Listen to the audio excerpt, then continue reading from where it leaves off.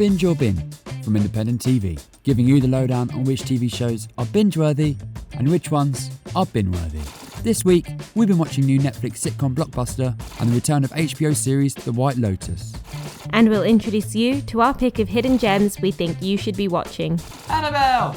Jacob, how's it going? Yeah, not bad, not bad. How are you? Good, been watching a lot of TV. Should we get cracking? Yes, let's do it. What have you been watching? I have been watching a new Netflix series called Blockbuster, the old video DVD rental shop that went bust many years ago. And I think the irony is here, isn't it, that there's a sitcom about Blockbuster which kind of died out because of streaming services and the advent of them all.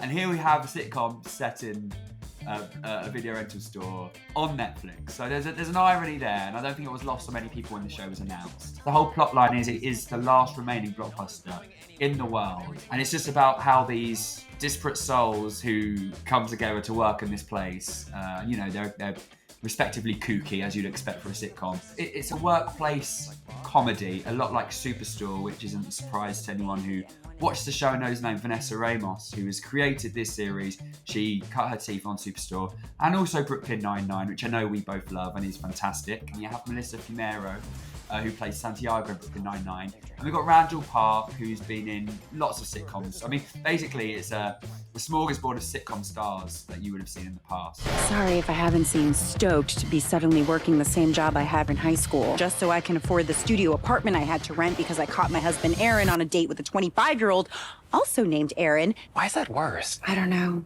but it is. The thing is about Blockbuster is I just feel like if it was like a film, maybe it would have worked, but it's an 8-part series, and I feel like with a lot of the Netflix shows that are released every week, really, you think this probably could have been 5 episodes shorter. And I think Blockbuster is probably the first sitcom in a while where I felt like they're really padding it out into a TV series when it kind of doesn't really need to be that. So for me, I was watching it thinking, do you know what? The other shows that this is making me think of is a lot better. Yeah, I mean, that's such a disappointment because, like you said, I love Brooklyn Nine-Nine and I love Superstore more, actually. So to hear that is a huge disappointment. And I feel like I know where you're going with this, but is Blockbuster a binge or a bin?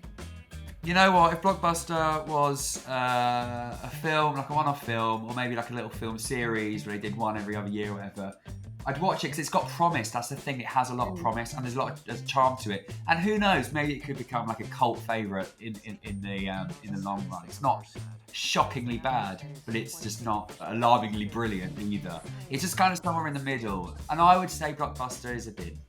And I feel bad, but it's not really busting my blocks. I've been working here since the 7th grade. That is not the flex you think it is. What have you been watching, Annabel? Well, I've had better luck this week. I've been watching the very anticipated second series of The White Lotus, which is an HBO series that came out last year and picked up 5 Emmys in September earlier this year. So those who watched the first series will be familiar with the premise. A murder happens and then we rewind like a week and kind of watch the chaos unfold and try to guess which of these unlucky characters is destined for a coffin. And the show gets its name from this like luxury hotel resort, kind of like the Four Seasons. And while last season was set in Hawaii, this one kind of transplants the action to Sicily. We're also treated to like a whole new cohort of very rich, very terrible people, except for Jennifer Coolidge, who is the only main cast member who returns for the second series as Tanya McQuaid. And she's brilliant as always. I feel like we've spoke about this before, but yeah, she won an Emmy for her Best Supporting Actress for that role, and she definitely deserves it. And she's given a little bit, I think even a bit more to do here, probably because she just proved herself so much in that first series. You also have Adam DeMarco, Mari Abraham, and of course Sopranos star Michael Imperioli as these 3 Italian family members from different generations who return to Sicily to presumably like get in touch with their Italian roots. But really they're kind of just like hitting on everything that moves. But I think the core of the show kind of belongs to this double date dynamic that's going on. with these two couples, and at the center of that is Aubrey Plaza. Aubrey Plaza definitely lends her character some of that, like Parks and Rec candor that we love, but it's not like too heavy-handed or anything. And the creator, Mike White, who also created School of Rock, which he also starred in as Ned Schneebly. I mean, he's just done it again. Like, it is very enjoyable. Flirting is one of the pleasures of life. You're 80 years old, but the women I desire remain young. You can relate to that. But I will say that I do think, there's just something lost in it because it's the second series. I feel like that first one was so fresh and so new, and like it kind of came out of nowhere and blew everyone away. Whereas this one, we kind of know what's happening by now. It's still really fun and it's still very enjoyable, but it's just not able to kind of recreate that feeling of newness. It's just the second series, so it's never going to be like fresh like that first time that you watch something. It feels like lightning in a bottle when you watch it the first time, and exactly it loses a rawness, I guess. But you know what? It's so nice to hear you talking positive about it. And when there's so many second series where it just the norm sometimes is like disappointment. So I'm really happy to hear this, and I'm fully expecting the answer here. But the White Lotus season 2, binge or bin? It's a binge, which I'm so happy to say. You're gonna die. They're gonna have to drag you out of here. So, should we talk about some hidden gems? Let's do it. Let's do it. So, hidden gems, these are shows that you and I like and that people might not have heard about, and we think you should move it to the top of your watch list. So my one, it's a HBO show called How To with John Wilson. Now, this show is a hard sell, but the minute you watch it, you're in. Like, I've shown it to so many people and immediately they're like, this is brilliant. So basically, John Wilson is a documentarian who's based in New York, and each episode is essentially a video essay on a very banal subject. So we're talking scaffolding, we're talking real estate, we're talking, wine tasting. And not all banal, but stuff you might not really want to watch 30-minute episode TV about. But it's the way he compiles the essay and the point he's making, which is quite groundbreaking, I believe. So he basically has a team of people who go around New York and they just capture raw footage, and I'm talking hours and hours and hours of the most mad, random, outlandish stuff. It's kind of like that show Planet Earth, but if it was only in New York and David Attenborough was forced to film everything himself. And he compiles a script, and basically he goes through all this footage and he puts images there that correlate to what he's saying, but in very madcap ways.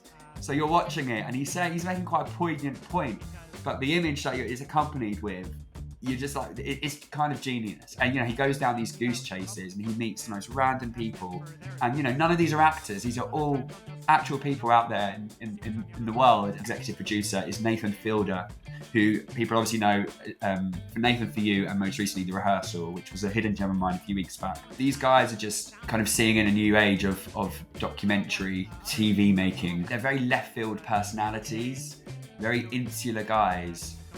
Nathan is on the screen, but John Wilson is very rarely seen in this show, and it just suits him to kind of be creating this thing and putting it out there and letting you watch it. Even if it looks like you've got it all figured out, there's always a million ways to get it wrong. My hidden gem is Slow Horses. So it's based on the 2010 novel by Mike Herron, and it's a 6-part thriller set in Slough House, which is essentially this dumping ground for like ex-MI5 agents. Gary Oldman stars as Jackson Lamb, who's like the spy in charge of this kind of ragtag team of agents. And you've also got Kristen Scott Thomas and Jonathan Pryce, and also Olivia Cooke, who people most recently watched in HBO's House of the Dragon as Alison Hightower. And she's incredible in this too. I'm a big fan of hers, and I feel like I'm so happy she's getting like the credit she deserves now that she's in, a Game of Thrones spin-off show. Gotta be honest, working with you has been the lowest point in a disappointing career. Right. Not surprisingly, fans of like Tinker Tailor Soldier Spy will really like this, but I think what I really like about it is that there's kind of moments of like workplace comedy, and it's so unexpected, but it works. And I feel like the director, James Hawes, who previously directed episodes of Doctor Who and Black Mirror, he's able to kind of create this great balance of like character-driven scenes as well as the kind of fast-paced action that you'd expect from an espionage thriller. The second series is coming early December, so it's a perfect time to dig in. And also series 3 and 4 have already been confirmed, so it's not going to be one of those ones that, you know, you get into and then it's just cancelled very soon after. You're in it for the long haul, and I feel like sometimes, I mean, I know I love a short mini-series, but sometimes with something like this, it's a grower. You really care about them, don't you? No, I think they're a bunch of absolute losers. But they're my losers. Thanks so much for watching Binge or Bin. That seems to be more than enough to keep you going until we see you again next time. Like and comment below, and subscribe for more from Independent TV.